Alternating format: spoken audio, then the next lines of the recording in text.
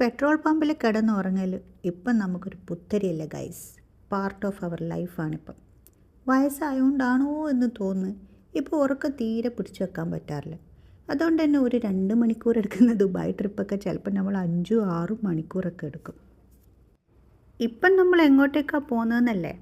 ഇന്ന് നമ്മൾ കോർഫക്കാനിൽ ബോറടിച്ച് യൗവനം നഷ്ടപ്പെട്ട് സ്കിന്നെല്ലാം ചുളിഞ്ഞു പോയ ഒരു ഗജഗംഭീരം പാറപ്പുറത്ത് കയറാനുള്ള പുറപ്പാടിലാണ്. തുടക്കം വളരെ സൗമ്യമായിട്ടേനും പിന്നെ മെല്ലെ മെല്ലെ കളി കാര്യമാവാൻ തുടങ്ങി.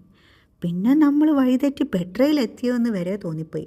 പ്രകൃതിയും പച്ചപ്പൊക്കെ അടിപൊളിയാണ്. പക്ഷെ എനിക്ക് മാതിരി പാറയും പർവ്വതങ്ങളും പിന്നെ മരുഭൂമിയൊക്കെ കാണാൻ ഭയങ്കര ഇഷ്ടമാണ്. കാണാൻ മാത്രമാണ്, അതിൽ പെട്ടുപോയാലും എനിക്ക് പേടിയാവും.